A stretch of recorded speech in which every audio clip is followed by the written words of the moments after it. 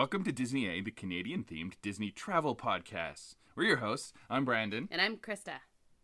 Hi, Brandon. Hey. How you doing? Good. Good. We were actually traveling last week. We were. We did a live-ish. Live-ish. Live-ish.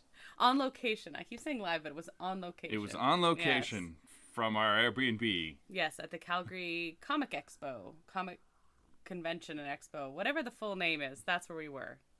It was fun. Did you have fun? Yeah, it was fun. Yeah, that's cool. That's what we talked about last week. So everything kind of got shifted a week or so. Yeah, and now we're back home. Yep. And the sound's probably a little better. Probably. And, yeah. So what are we talking about this week then, Krysta? This week we are talking about Mandalorian Season 3. Oh, yeah. That happened. That did happen. Yeah, and plus, hey, you're welcome for traveling. Now listeners got a chance to catch up if they were any episodes behind. Good point. For 2 weeks. Before we get into that, Brandon, what is your nerd thing this week? Oh, that coffee's strong. I'm drinking coffee. That's my drink today. Well, other than recovering from a weekend of nerdiness. Oh, so much fun. And of course hockey goes on at least for a couple more games. Be optimistic. You're wearing a Leafs onesie. I'm trying to be optimistic. Wait, you're wearing a Leafs onesie and a Kraken hat. Yeah. I like it. But other than that, a new patch came out in World of Warcraft this week, and so I was playing that a little bit yesterday, and I was wondering if that's what you were getting doing. ready to start the raid next week and things like that. When does that start? Well, we're running it on Saturday, but I won't be there. No, you're going to be at your soon-to-be brother-in-law's bachelor party. Yeah, your soon-to-be brother-in-law. That's right. Mm-hmm. Yep. Okay. Yeah. That's how. That was confusing to you? Yes. Oh, boy. Hey, I have not had this cup of coffee yet, so it's a good thing it's strong. Also, you were also drinking coffee. I kind of buried that. Oh, you ruined the surprise. Yeah, this is Sunday morning recording. So you can record and I can edit before the hockey game. Yeah, because I was playing World of Warcraft yesterday. World of Warcraft. Too late to record, so there you go. Sounds good. My nerd thing is on Friday we played Dungeons and Dragons. We did, yes. And we killed Vecna. We did indeed kill Vecna. Yes, we were very inspired by Stranger Things. I think that's why our group decided to do a Vecna campaign. Yeah, we were picking between I think 2 or 3 campaigns and decided embrace the Stranger Things. That was a pretty fun campaign. It was really fun. We had some interesting ending bits. You gotta love it when our DM, who's just freaking awesome, is like, okay. Huh. Yeah. There was some not safe for work content, and but no one rolled to seduce the dragon. I was very sad about that. I honestly would have. I was ready. I was excited to do it, and then someone else convinced the dragon to be their friend instead. So, oh well. Okay. But yeah, Dungeons & Dragons very cool. Yes, so that was a pretty nerdy thing. Very nerdy. But it was fun. It was very fun. Of course. Yeah. Alrighty. And I think that's it before we head to the news. Do you have anything else to add? Well, did you want to talk about what we watched last night? Or the night before, I guess? I had it in the news, but we can watch it now instead. Well, yeah, because we usually do the Marvel Minute. Sure, yeah. So this whatever. wasn't a minute. This was a movie. Marvel movie. A Marvel movie minute. Yeah, Marvel movie minute. We have a new Guardians film.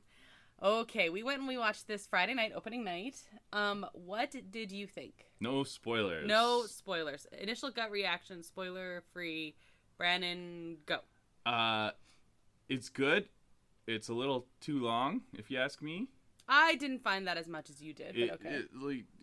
It's still good. It's definitely a Guardians movie. Mm-hmm.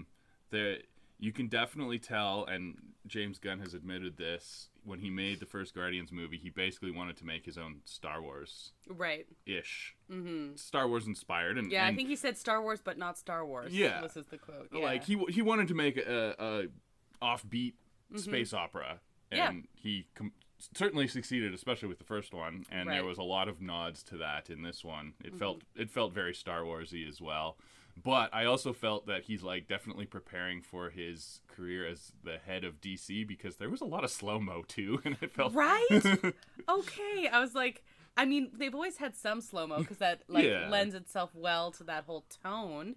But there was a lot. Yeah. I mean, not quite DC level a lot, but like maybe the most slow-mo in a Marvel movie up to this point. Yeah. So. Without spoiling, one after credit scene at the very end. So stay to the end. There's two. There's a mid-credit. Would you consider that mid-credit? Yeah. Oh, I didn't. It was in the middle of the credits. Well, it was pretty early into the credits. I didn't know if I was say that was mid-credit. So there's a mid-credit and an after credits at the very end. Okay, I would say that's early credits, not mid-credits, but okay. It's literally called a mid-credit scene. Oh my goodness. But anyway, I really liked it. That's good. Yeah. Did you really like it? Yeah. If you were to rank I can't really say much more without being spoilery. So that's fine. If you were to rank the 3 though, I would say this is on par with the second one or maybe slightly better. Yep, that's where I'm at. But I didn't dislike the second. The first one is like one of my favorite MCU movies, so it's tough to compare, but you know. It did anyone who asked, I said it was solid. Like, it was a solid... Yeah, I think the reviews for this one were a little more fair than they were on Ant-Man. Yeah. I thought the reviewers, like, skewered Ant-Man unfairly, and that was a fun movie, too. Like, this isn't leagues better than Ant-Man, although the reviews would say otherwise. Like, right. It got better reviews. I feel like it's... But I thought they were fair. Yeah. Fair, good reviews. I don't know. Yeah, I think that's fair. Okay, so let's head to the news now. Disney A News Update. Okay, speaking of Guardians, we have some Guardians park news. Mantis appeared for the first time in a Disney park. Oh. Yeah. So, you know, we've seen it. The little show that kind of happens outside of Guardians of the Galaxy. Well, below the Quinjet thing. Yeah, well, just the Guardians one, like the dance off. Oh, they do kind the of little thing. dance off, yeah. I think that's the one because it said that she randomly joined Star-Lord outside of, like, for a mini show outside of the Mission Breakout. Oh, okay. So I'm assuming that's the same kind of show. Yeah, the dance off thing. Yeah. So that's kind of cool. Also, there are 2 new sippers since the last time we talked about it. But the one that came out this week is the Guardians of the Galaxy Milky Fizz, which is like, it looks like kind of like a milk carton, sort of. Okay. And it has like Guardians writing on it. So, yeah. Yeah, it's Kree writing. Kree writing. The Guardians writing. That's interesting. They should also sell Zargnuts, I think. I think they should. Why have you not started selling Zargnuts yet?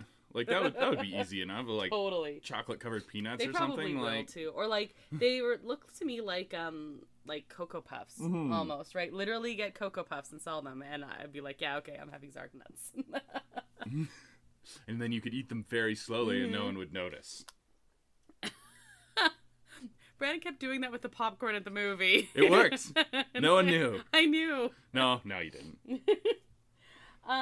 Also, speaking of Disneyland, well, DCA, the Incredicoaster, Inside Out Emotional Whirlwind, Jumping Jellyfish, they will now be running during World of Color 1. So this is kind of cool. You could That's interesting. Yeah, so this was kind of rumored for a bit, and then they confirmed. Yeah, like any day now. Are they gonna run them dark, or because like they usually turn off all the lights around? I have DCA no idea what this is gonna look like. We're gonna have to watch a video once it becomes more common. I think it would be fun to be on like Emotional Whirlwind or something. That would be a good one. Yeah. Mhm. Because you get a decent view of the park. Like it's not a very long ride, so you wouldn't get much view, but. They're running those, but not the Ferris wheel, hey? Apparently, that's what it says. Maybe that's too bright. Too close, probably. Yeah, maybe. Yeah, I don't know. But very cool anyway. I think it'd be cool to try. I'm going to have to look this up on a video of it. Also, you know how I said that Alice in Wonderland, Mr. Toad's Wild Ride, Peter Pan, and Ariel's Undersea Adventure were all going to be closed for refurbishment, and that seemed weird. Mm-hmm. So we have both closing dates and reopening dates. Ariel is the quickest one. They all close June 5th. But Ariel's going to be open June 8th. Alice and Mr. Toad are going to be open June 16th. And there's no reopening date for Peter Pan yet. Ooh. Yeah. That's, I figured it would be quick for most of them, but Peter Pan being down is that's going to hurt Fantasyland hard. It really is. I prepare for Alice lineups to be insane once that June 16th opens. No kidding. Because that's always next lineup anyway. So yeah, because it's also a slower loader and it's more involved than the other dark rides, I think, because it's like double level and Right. goes inside and out, and yeah. Okay, well, that's too bad for... Hopefully Peter Pan gets reopened soon. More signing and theming are up at Pacific Wharf. That's actually weird timing for Peter Pan to be closed, too. Okay, yeah. Peter Pan and Sorry, Wendy. I'm going back, but just because they released the new live-action Peter Pan and Wendy, or whatever it's called, on Disney Plus, which we didn't talk about, but yeah. We haven't seen it yet. We should watch it. I haven't seen it yet. I don't know. I've not heard great things, but... I'll probably watch it this summer, like randomly. Yeah. Yeah, that is weird timing, and like school's gonna be out then, and just I don't know. I wonder if they're like because schools close early June in the States or end of May. Yeah, like most of the teacher stuff I follow, like Instagram and Facebook and stuff, it's out of the States, and but also they're like ready to close in a couple weeks here, basically 2 or 3 weeks. They're out June, July, and go back August-ish sometime, usually. Yeah, depends on the district, but that tends to be the thing, and especially like that local area. That's why we should go to Disneyland sometime in August, because I'll be off, and there won't be, like, apparently that's a great time to go. Yeah. Because things are still open, but the crowds are way less, because all the kids are back at school. So... hint, sometime. And I have a lightsaber collection to grow. That wasn't your nerd thing? No. Oh, do you want to say it now? No. Okay. Fine then. Maybe next week. Okay. That's a teaser. Dun, dun, dun. It's not that exciting. No. But yeah, so there's more signing and theming going up at Pacific Wharf. There was like the little cat decal on the side of the building. They're at the point now where I think it's mostly like just finishing touches, kind of, or I'm not sure what the date looks like for this. The big project was the bridge facade, and they did that first and got her mostly done, and the rest is just a little bit of paint and stickers. Yeah, and moving some stuff around, and there's like switching around some windows and stuff making like that. Making room for Baymax to come out. And making room for Baymax. I would stand in line for Baymax. I think we should, actually. Like, we don't really stand in line for characters. I want to give him a fist bump. Probably has to do that like 50 times a day. Don't care. 51. May the 4th celebrations were happening at the Disney parks. There was Star Wars night, of course. Pictures always looked awesome. This is a Disney bucket list item for us, actually. Yeah, they go all out for Star Wars night, and you get to see a lot of characters that you would never, ever see any other time. So I just saw stuff on Instagram, but I do want to watch the videos, like the YouTube on YouTube and stuff. Hyperspace Mountain is, of course, running this month. There is the other sipper I mentioned, what is a Baby Yoda sipper, and he's holding, like, the little cup. Oh, so like you're sipping out of his head while he's sipping out of a cup? Yes, or like he's not sipping it, he's holding it, and there's a froggy in it, like he's going to eat it. But you're drinking his brains. No, that is not what you were doing. It is cute. Don't make it gross. You're stealing his midichlorians to make clones. It's cute. Shut up. Here, I'll show you a picture. And I also did share it on. It's a bouncy frog. Yeah, the frog. Is that not cute? Yeah, so okay, you are sipping out of his head. But anyway, it's cute. But the little frog does bounce, and anyway, it's really cute. I would buy the heck out of that sipper. Oh, yes, I would as well. I think it's awesome. Sippers are just so problematic. They're so good. Also, there were Star Wars food-themed items. Speaking of food-themed items, there are Mother's Day food items. Mother's Day is next weekend, by the way, if you have forgotten. Here's your warning. You have a couple days. You're going to Shout out to moms. Shout out to moms. You are going to be at the bachelor party, so... Sorry, Mom.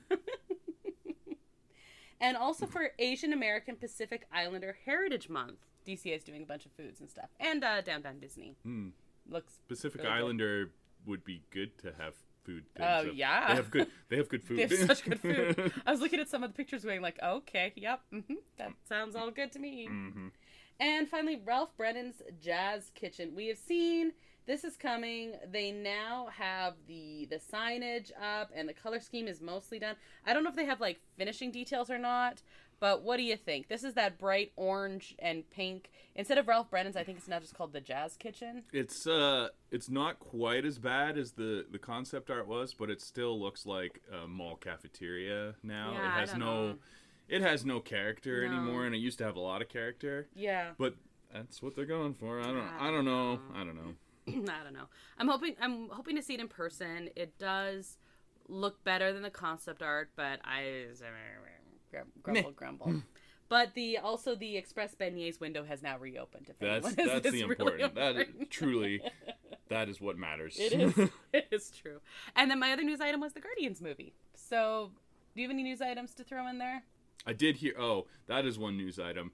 The whole writers' strike is going on again. Mm-hmm. It seems like just yesterday that there was a writer's strike, but that was also like 15 years ago. So long ago. We got Dr. Horrible's sing-along blog out of it. Yeah. It's too bad that Joss Whedon is disgraced and shut in his $1 million mansion now that they can't make another one. Yeah. It'd be perfect chance to make a sequel to Dr. Horrible. He's been talking about doing a sequel for years, and then I stopped doing a sequel.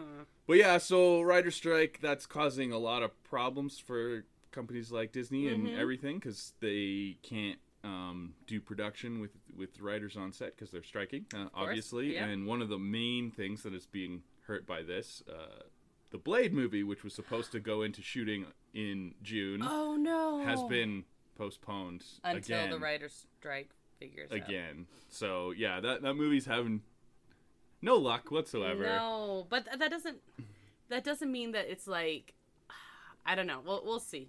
We'll see. But I'm so excited for the Blade movie, and now that is one thing though. They were trying to time that right with like Halloween type things, and of course anything in the MCU, you postpone one thing and it like shifts everything else around. And okay, well, we'll see what happens, but also, go writers. So yeah, and it's a balancing act. Yeah, you gotta cheer for the writers in this situation. Yeah. They're the ones that are coming up with these concepts and everything, and I don't think they're getting their fair share of of the money that's being generated from the billions and billions of dollars. So yeah, no, the writers deserve it. Yep, cheer for the writers, and then pay the writers, and then get back to making Blade. Mm-hmm. in a nutshell. Thank you, I fixed it. Basically. Sure. Okay, let's head to the main topic.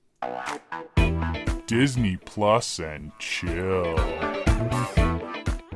Okay, Mando season 3. So we were saying it's been a couple weeks now since we finished this one up. So I thought I would give like an overall rundown, and then let's talk like favorites and least favorites and overall impressions. You have to refresh my memory because perfect. So much has happened since then. I forget. Okay. Well, there are 8 episodes, and it is now listed as starring both Pedro Pascal and Katie Sackhoff.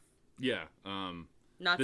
This is so the Boba Fett show was Mando season 2.5. Mm-hmm. Well, this was the 0.5 of Mando, but it was also season 1 of the Bo-Katan show. It's true. She was clearly the main character of this season, and that's fine. Like, I thought it was a good arc. You know what though? Mando still got some really cool moments, and I can't say that's always true for these overlapping promoting things. Right. But okay, so here's your general. The 8-episode season premiered on the streaming service on March 1st and ran until April 19th. So like we said, you got a couple weeks there.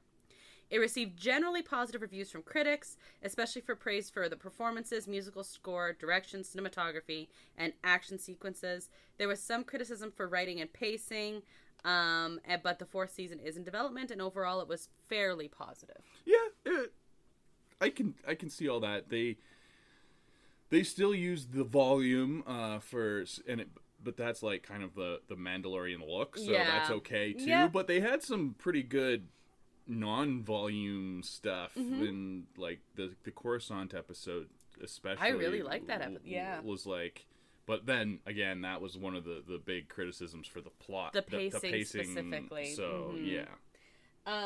Okay, so I'm just gonna kind of go through the chapters, and you can tell me like what you thought of it, but I'll give you a little spiel, okay? Okay. So, rapid fire. All right. Chapter 17 was the Apostate.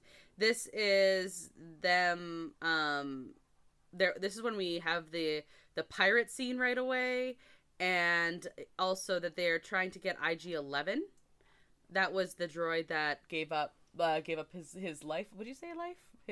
existence, I guess. Oh, we do not have time to get into the ethical considerations of droids as sentient beings in the Star Wars universe. Can we do a whole episode on it? Oh my goodness, I don't even think I want to tackle, like, that's university level ethics stuff. That sounds and so it's fun. I don't know. Okay. They don't. The Clone Wars went into pretty good on like the ethics of the clones. Yep. But like they've never touched the droid thing, and it's weird because they're like basically slaves. Oh boy. But they're sentient. Yeah. But they're not. They're also like reprogrammable and like it's weird.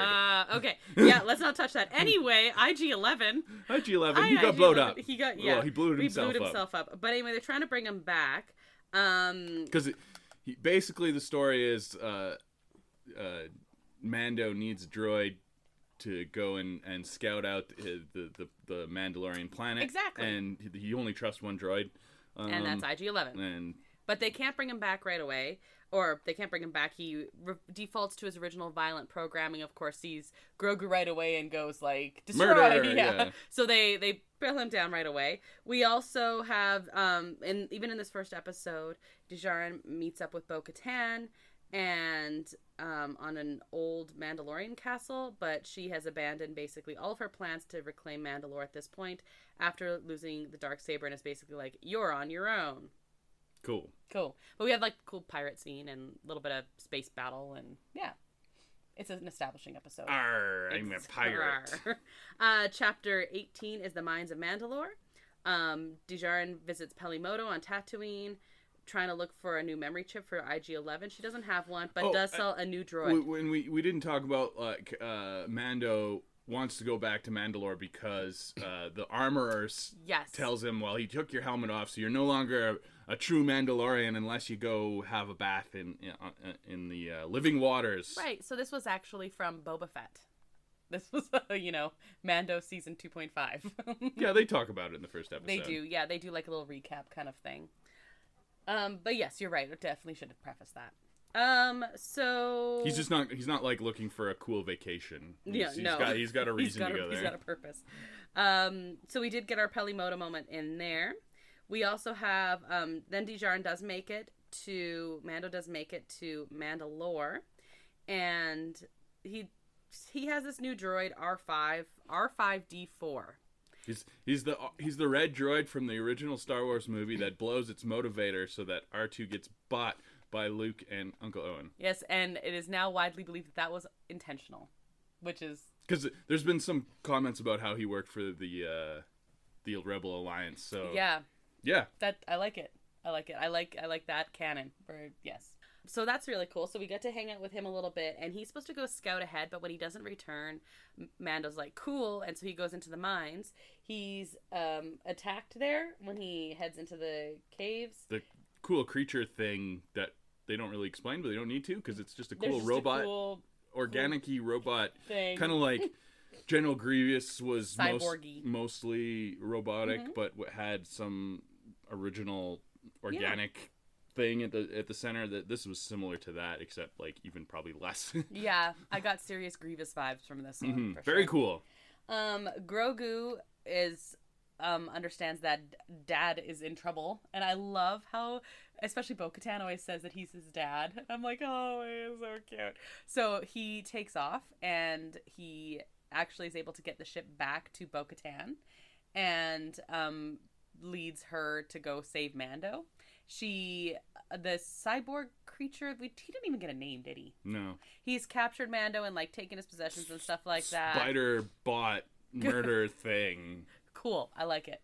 Yeah. Descriptive. Mm-hmm.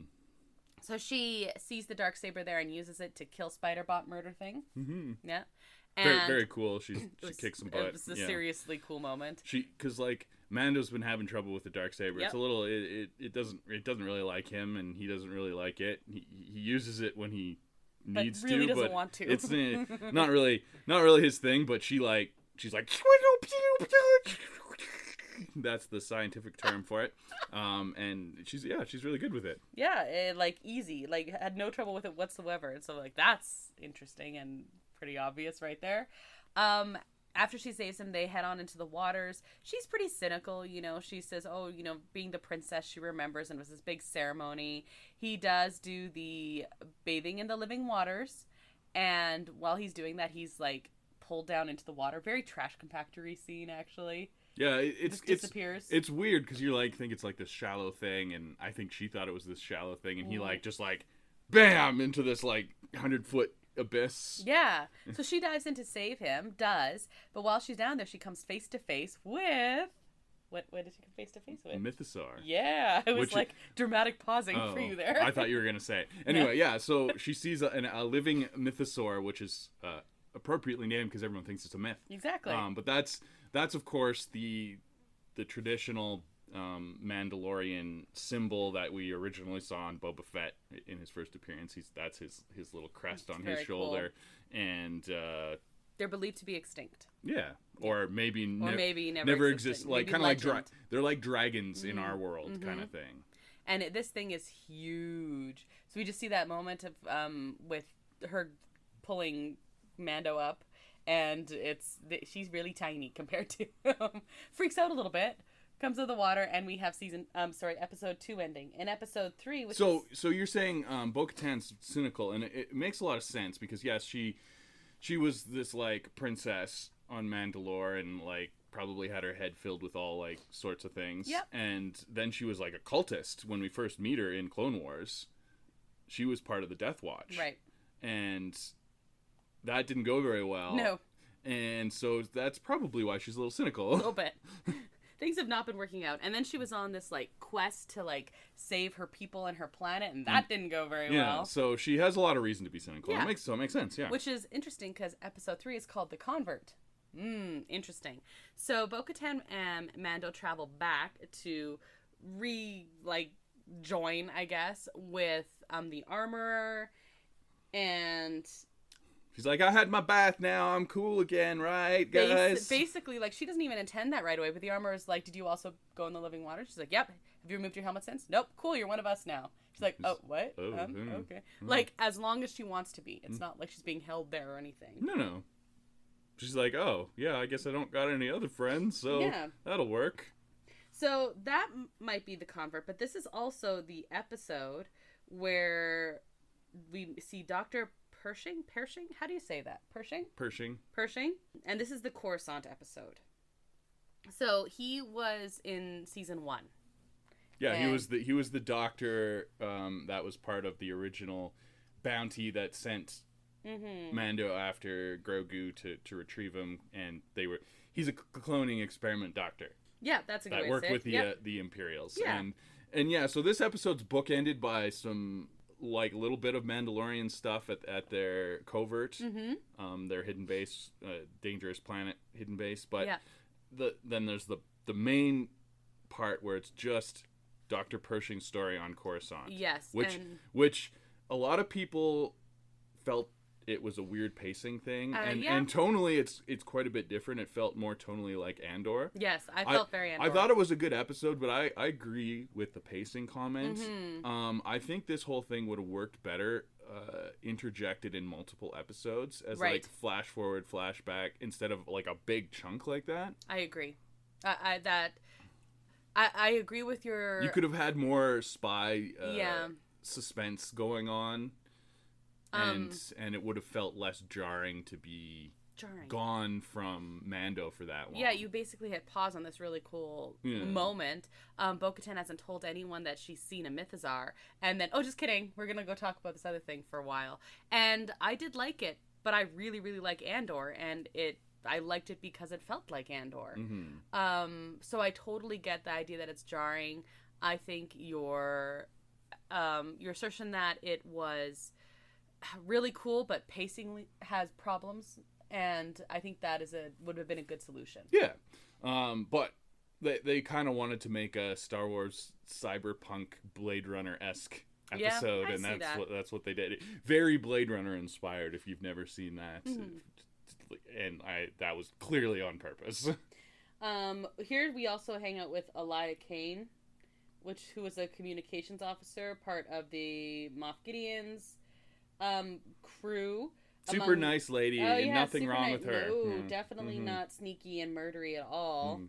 She's there was that moment at the end where she like is basically, so she betrays the doctor anyway, sets him up to get caught, and then like watches his brain get scrambled.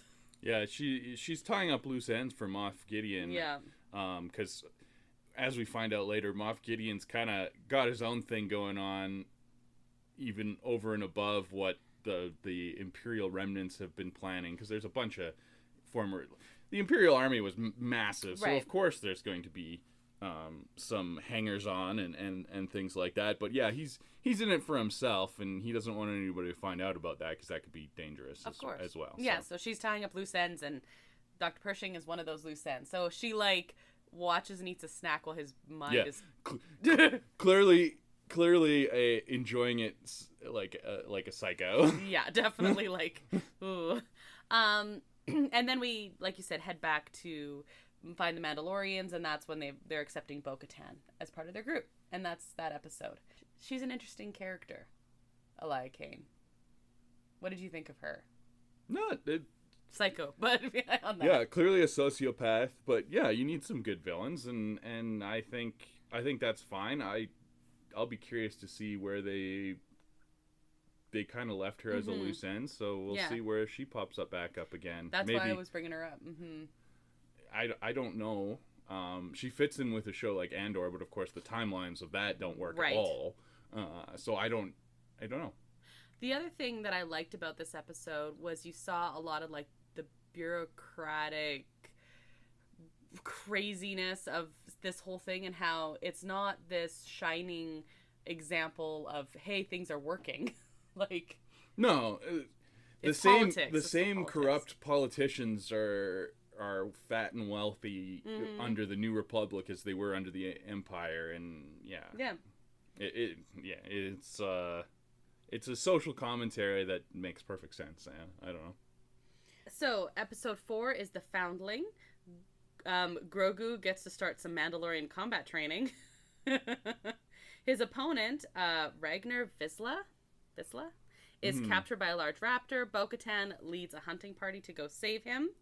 And Paz Vizsla we find out is his father, and he's like the big guy. He's a big Mandalorian. He's the big guy with the big gun. Chonky Mandalorian with the big chonky gun. Yeah. And he's the one that doesn't like Mando very much, because if you've seen the animated things, the Vizsla family is like their lineage goes back a long ways, including the original creator of the Darksaber. So he thinks he's pretty cool, and he thinks Mando's not so cool. And yeah, basically he's suspicious of Bo-Katan as well. Yeah. But then she leads this party to save his son, essentially, and is successful. And then he does give respect then to both Mando and Bo-Katan because of their actions in this, and they not only to save him, but also like they did it in a brave, intelligent way. And so you had some cool fight scenes that way. At the same time, Grogu's hanging out with the Armorer, and one thing about this season is we spent a lot more time with the Armorer, and we have in this episode is one where we got more Grogu flashbacks as how he escaped the Jedi Temple during Order 66 and Anakin getting all killing younglings. Yeah. Murdering children. Yeah, I've seen jokes about like Obi-Wan giving Luke his lightsaber in the original Star Wars movie, and it's like, here you go, here's the Youngling Killer 3000. Oh my gosh. Because I mean, that's Yeah, no, it happened. Went on a good murder spree with it, so. So the Armorer does forge a new piece of Mandalorian armor for Grogu, which was bearing Mando's Mudhorn sigil, which is kind of cool. It's like further establishing their connection. And Grogu has visions, like during all of this, of his rescue by Jedi Master Kelleran. Do you know? I don't Kelleran know. Beck. And sympathetic members of the Naboo Armed Forces. So this is kind of cool, though, because we have seen the guy playing this Jedi Master. He's like from the animated and books, I think. He was in the books. No, actually, he has this Jedi Master has appeared before, but it was on a Star Wars themed kids game show. Oh my goodness, that is obscure. Yeah, so it was like I don't even, it must have been on the Disney Channel, but they back in the 90s 2000s they had quite a few of these kids game shows where they would send kids off on an obstacle course, and this one was Star Wars themed, and the host was a Jedi Master, and it was played by this guy. And hosted it, but he's more well known for being the mocap performance capture. We watched Andy Serkis performance capture of Jar Jar Binks. Yes, I was like, Jar Jar Binks is back, kinda. Yeah. So that was really cool. Yeah, I like that they used him for that. He got to be pretty badass. Oh, and save Grogu. Save Grogu. Yeah. I don't care who you are. If you don't love Grogu, something is wrong with you. So like, dude who saves Grogu is like this. So this was really exciting anyway. And then at the end we have Armor having another moment with Bo-Katan. Bo-Katan reveals to the Armor, or at least hints at, that she has seen the Mythosaur. And the Mythosaur's like, okay. We don't know if she believes her or not. She just doesn't seem like she believes her, but then later actions are like, it doesn't necessarily matter if she believes her or not. She believes that Bo-Katan believes, and that's all. That's good enough for her. I really liked the Armor in this season, and this was one of those moments when you're like, what's going on here? But really, she's like thinking about Bo-Katan now in a different way. Mm-hmm. So then we move on to episode 5. This is the Pirate. Gregorian Shard invades Navarro, and so Mando convinces all of the Mandalorians that have gathered to go help, because Grief Karga had promised him like attractive land, and he was like, we've been running and hiding, now we have this place where we can call home, and that we're like supported and welcomed on this planet, but we can do that if we go help them. Yeah, they only have pirates there. They don't have like giant murder alligators in the lake, or pterodactyls. Yeah, it was not a great place they were hiding. Like the first 3 rules in real estate are location, location, location. They forgot that when they were picking out their cave to hide in. I'm pretty sure. So exactly. So they go and they help, and they basically, this was a very Mandalorian-y episode. Some great aerial battles and stuff. Yeah, fight the pirates. Just really cool, and the pirate in this is really cool design, very Star Wars-y character, kind of mossy creature cool. dude. Yeah, very cool and very piratey, and I even liked that his like big carrier ship had like an old school like pirate wheel that to was steer. Really cool, actually. Doesn't make much sense, but Doesn't it looks matter. cool. But It looks really cool. Did that look cool? We also had Carson Teva, I don't know how you say that. He had his like bit appearance in the first one, and then I think he was in Boba Fett too, the pilot, who was, I don't know how you say his name properly. But anyway, he's the one who Grief Karga contacts to try and get hold of Mando. Oh yes, okay, the guy from Kim's Convenience. Yes. Yeah, he's the contact for the New Republic, basically. And he seems like the only one that actually wants to do his job. The other ones kind of sit around and drink in the bar. But, yeah, pretty much. You know. And then he also, first of all, he goes to try and get help from the New Republic. And lovely Elia Kane here jumps in and is like, I don't think that planet like signed with us, so we shouldn't help them. She's very helpful, you know. And, you know, red tape and everything like that, so he goes to Mando. Mando, along with Vizsla and group, basically they convince all of them to help. They go, they fight the pirates. Grief Karga and the planet welcomes the Mandalorians at that point. And this is at the end where the armorer convinces Bo-Katan to then remove her helmet again. And I love that Bo-Katan hesitates here. She's like, it's a trap. Because the armorer points out that Bo-Katan is the only one who has walked in both sides of the Mandalorian world. Both the traditionalists, who never remove their helmets, and the other ones. And so she believes that she's the one who can bring them all together. And it's kind of cool. So Bo-Katan and Mando take off to go find more Mandalorians. This is also at the end there where we find the wreckage of Moff Gideon's prison transport, which had gone missing during transit. And there's a fragment Beskar alloy inside. So you're supposed to be set up that they think the Mandalorians did it, but then we like never really return to that concept. Yeah, you just find out that Moff Gideon has access to Beskar, which is what. Yeah. What that was the thread.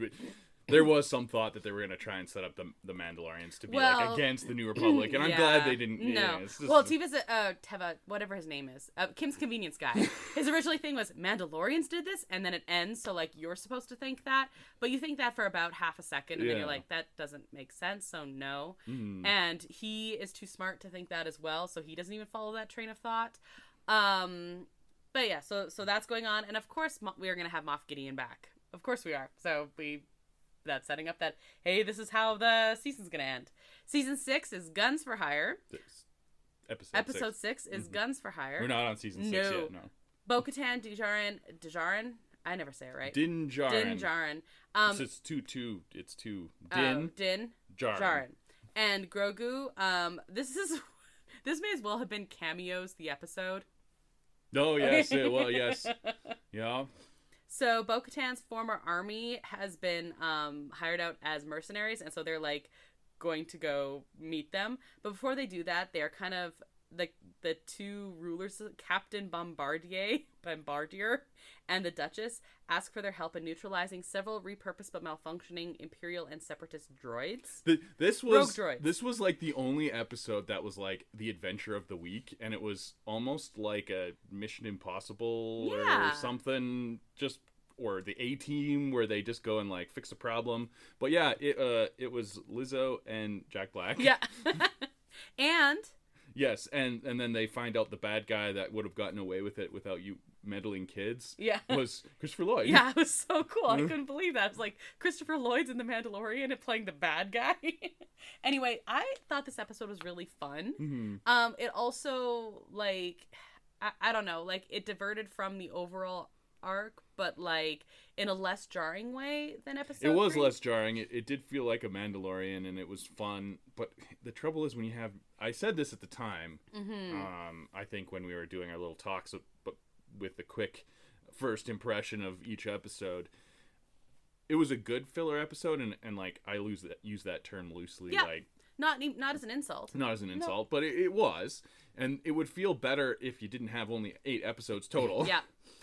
If it had been restructured so it was earlier or something. Yeah. But by the end, they do meet up with the former army, and Bo-Katan actually reclaims them because Mando gives her the saber. And they couldn't do that before, but then he explains about, that scene where she was like all badass and like killing Spider Murderbot. Spider Murderbot defeated Din. So she defeated Murder Spiderbot, so technically she's the rightful owner of the Darksaber through that crazy combat rule that they have, whatever. So originally they have to like fight, and then like she challenges the current leader, but they're like, but it doesn't matter, you don't have the saber, and so they all agree that is appropriate then for him to give it to her, so they don't have to kill each other, she doesn't have to physically take it, but she earns it by that way.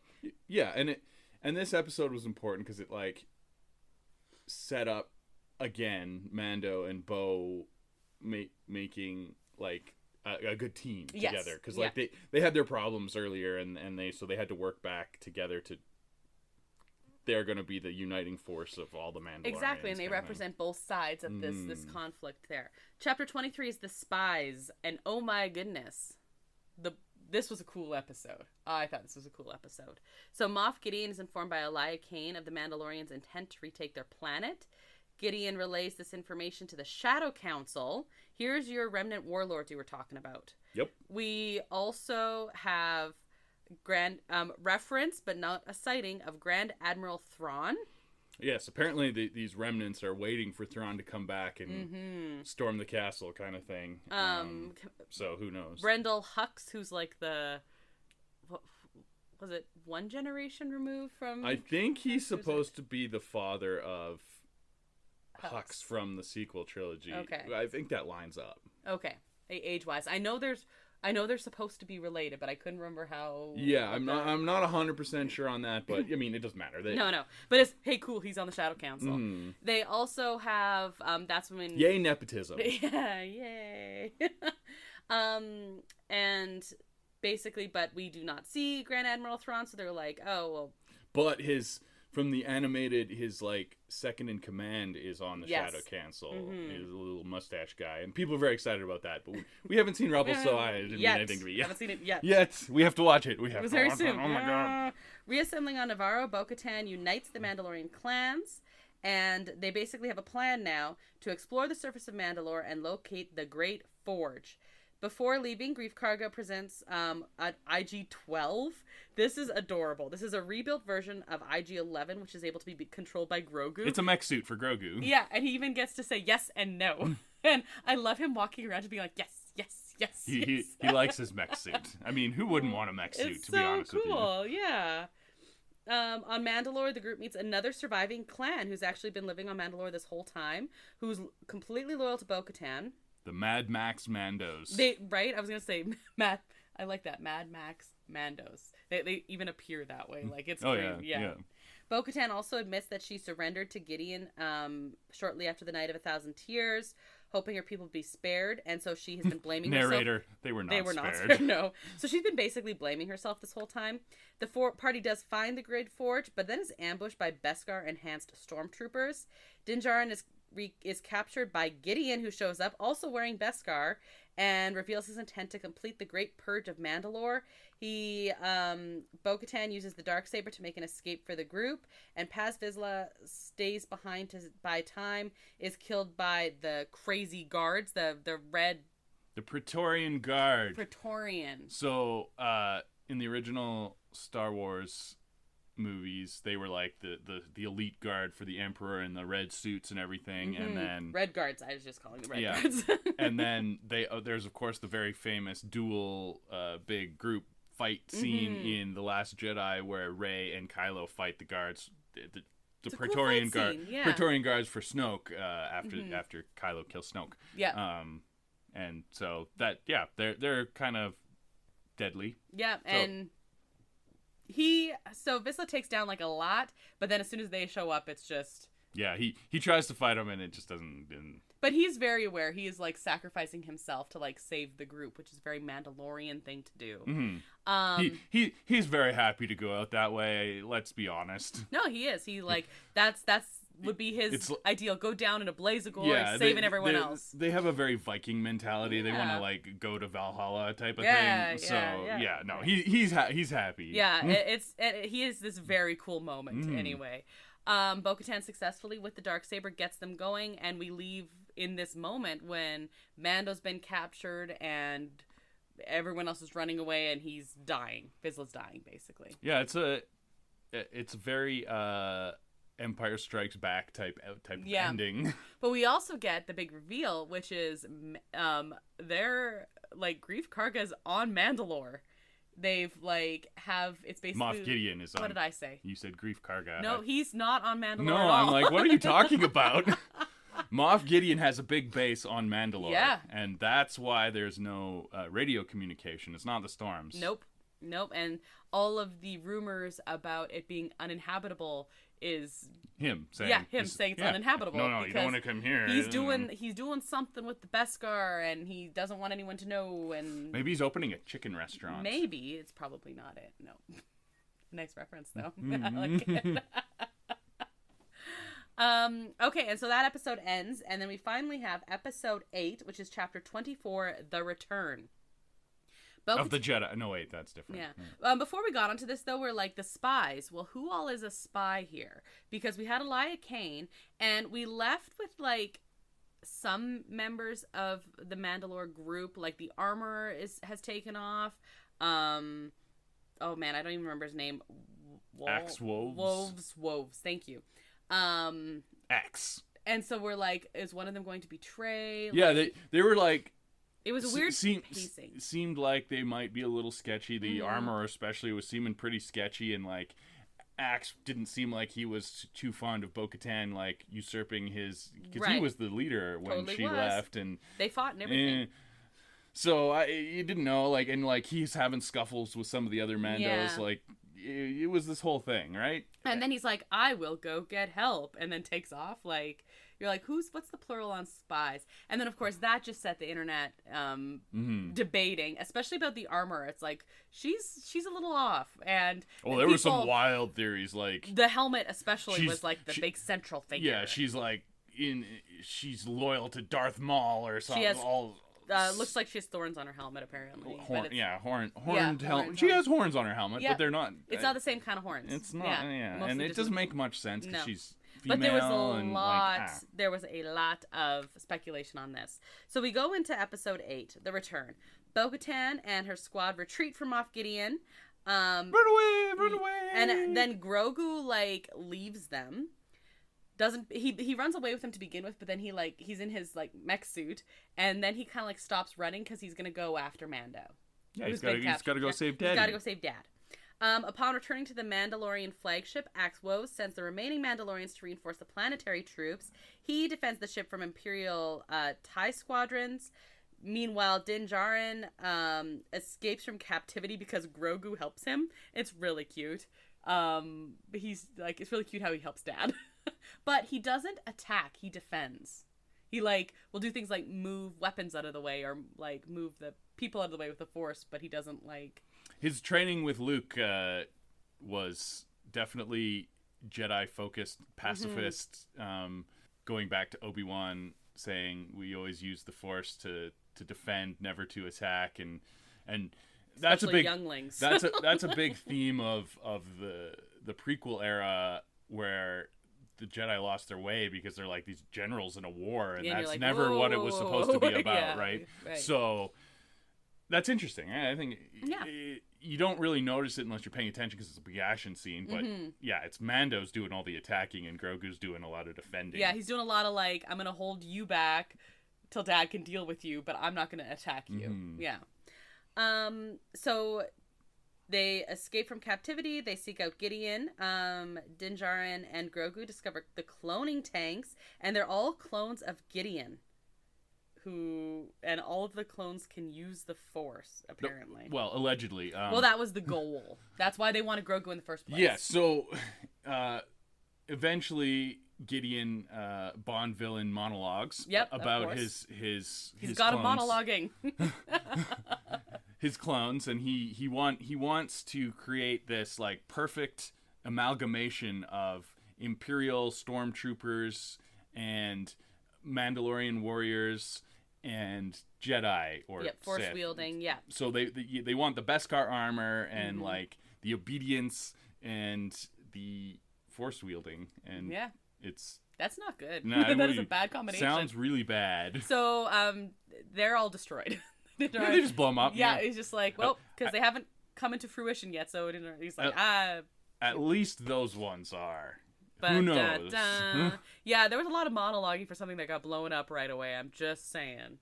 There's a lengthy skirmish between the Mandalorians and the Beskar enhanced stormtroopers. Bo-Katan.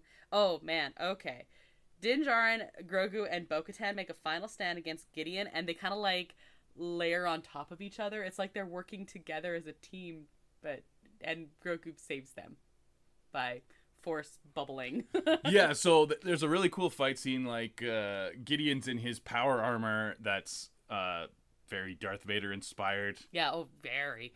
Oh, and he even destroys the Darksaber. Yeah, he crushes the Darksaber up like it's nothing. And this whole time, Axe is piloting the big cruiser down into the base, like all kamikaze style, because it's been he wrecked all the TIE fighters, but they wrecked him as well. And so he's bringing the ship down.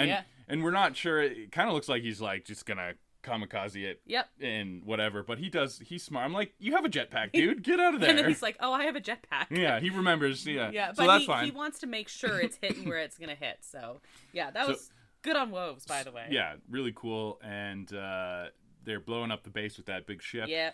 And of course, the big fight scene with Moff Gideon's happening right in the base, that's kind of dangerous. And they're fighting back and forth, and this thing's crashing, and Moff Gideon gets blowed up. Yep. So basically, the blast from this like giant ship crashing Big explosion. It absolutely incinerates him, and then of course you're like, oh no, Mando and Bo and Grogu were there. No. But yes, Force bubble, which was very cool. Good job, Grogu. And Bo's like, whoa. And Mando's like, good son. Yeah. After the battle, the Mandalorians restart the Great Forge. This is like a cool moment with some with their helmets off and some with their helmets on. They've all come together. Din Djarin formally adopts Grogu because they're all by the living waters at that point. And the boy Vizsla's son, who was They kept trying to get him to say the creed, and he kept getting attacked by creatures. Because again, location. Yeah. So this time back on Mandalore, he doesn't get attacked by a creature, which I was almost like, I don't know. There's some stuff in that water, but no, he formally becomes an apprentice then, and that's how they do that. And yes, and Mando wants Grogu to become an apprentice, but of course Grogu can't speak yet. Right. So because he can't speak, he cannot say the creed, and the Mando's like, well, so would his guardian be able to do it? And she says his parents could, his family can, but they are far away. And so Mando then formally adopts Grogu. Yay! And so he's able to do that. He becomes Din Grogu. So he's now Din Grogu, and he's going to follow him, become his apprentice. And since Mando is still the bounty hunter, technically. Yeah, he wasn't. I don't think he was ever kicked out of the guild. No, I don't think he was. So he says that is what his trade is, and so he's going to teach him to do that. We afterwards, after that happens, which is very cute, Din Djarin takes up contract work with Carson, Teva, however you, Kim's convenience guy. Yeah. He goes to the Republic bar and says, "Yeah, I can do some work for you, and you can pay me." And he's like, well, the New Republic would never go for that. Like, he's like, they don't have to know. Yeah, he's like, you've got more than you can handle, and just I'll do it on the side. It's fine. And so there's like, oh, okay. And as a part of a payment, they have a whole bunch of droid heads in the bar, and he takes an IG-11 head. And then so Din Djarin and Din Grogu now move into the cabin on the outskirts of Navarro's capital, which is the one that Grief Karga originally offered him, and he is very Western, and he gives IG-11, who is rebuilt, to serve as Navarro's new marshal, because that was one thing that Karga kept wanting Mando to do. And Mando's like, no, I'm gonna be busy off planet a lot of the time. Yeah. So I can't. And so he had this really cute little moment with them, like in their little cabin, and Grogu's like playing in the water, making frogs fly, and I'm like, oh, he's gonna torture and eat them. And Mando's like sitting literally with his feet up, like watching. Yeah. It's so Westerny. Yeah, it's very, very Western, which was like the inspiration for the show in the first place. So it's very much the Man with No Name. Kind of going back to that original inspiration of a Star Wars Western. Yeah. And it actually felt like this. A lot of people thought the series was ending there, actually. It felt like a place that they could end it. But apparently season 4 is in production. Of course it is. You don't want to stop milking that as much as you can. But I have a feeling it's going back episodic. Mm-hmm. And also, they can just randomly... They're in a place now where there's not like a huge overarching plot. They can just randomly show up. Like maybe there's an episode in Bo-Katan where she like reconnects with them or something. Yeah, and we'll see what happens with the Ahsoka show that's coming up. That's the next thing on the docket, and that's going to have a big overarching story. So exactly, who knows? Allegedly, this is all building to a big Avengers level crossover movie that Dave Filoni is going to write and direct. Which sounds really cool. So I'm sure we'll see them there because, of course, we want more Grogu. Everyone wants more Grogu. Yeah. Including people who make, like, stuffies and, like, all the merch. Yes. Little merch sales. Yeah. Grogu. Yeah. Okay, so there is one theory that I want to discuss from this episode. Okay. Known as the Mustache theory. Okay. Have you heard this? No. If you remember when we first see Moff Gideon in season 1, yes, and season 2, yes, he has a mustache. Mm-hmm. In this season, he does not have a mustache. He does not. Also, his clones do not have mustaches. Ooh, okay. Mm-hmm. The theory goes that the the Moff Gideon that we saw in season 3 is a clone. Yeah.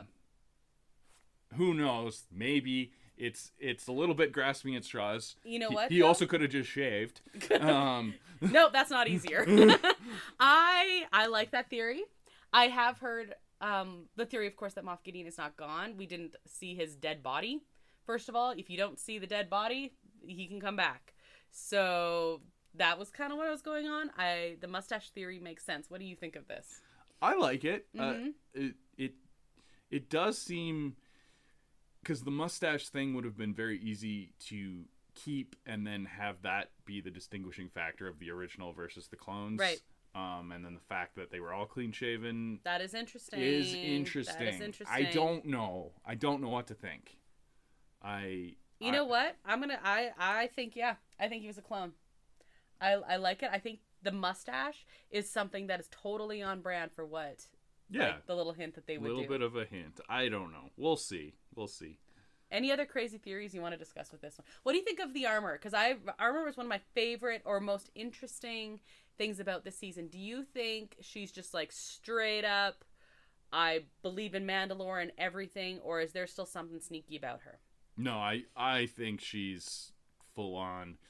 I kind of hope that they don't like try and make a big twist with her, like she's some character that we've known from before. No, I think she should just be a really orthodox Mandalorian true believer. I like it. And basically going to be the shaman type of role for the new civilization. I like it, and I totally agree.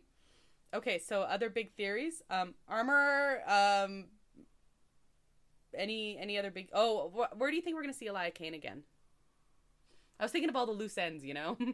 I think in Ahsoka. Yeah, that makes sense. Yeah. Works out well with... we need to watch Rebels. Yeah, I think she's going to hook up and work for Thrawn. Like, she's just clearly very ambitious and wants to make people feel pain, and psychopath. She wants the power and would be on the winning side kind of thing. So yeah. Any other crazy theories in this one? Not so much. I like the mustache theory though. Yeah, the mustache theory. I'm going with that one. A lot of those theories I always feel are like grasping at straws, and maybe this one is, but it also seems on brand. So yeah. So that means that is our show this week. Thank you, El Mule, who's responsible for the custom theme song you heard at the top of this show and all of our shows. You can find a link to his work at our website at disneya.wixsite.com/podcast, where you can also find a link to our social media accounts. That is Instagram, Facebook, and Twitter. You can also find Disney A episodes on your favorite podcast streaming platforms and your not favorite podcast streaming platforms, for that matter, as well as our YouTube channel, Adventures A. Please rate, review our podcast. It helps us a lot, algorithms and such. Next episode, we're finally doing that little Oswald episode I was talking about. It's going to be a short one. Like you said, you're going to a bachelor party. I still don't know when the heck we're going to manage this. I don't know, but we're going to figure something out.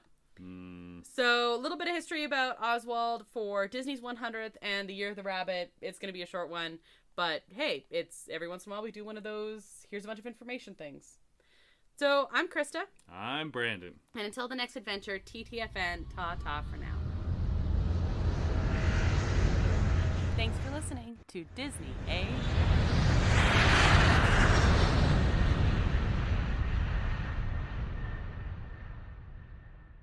She's like... That's the scientific term for it.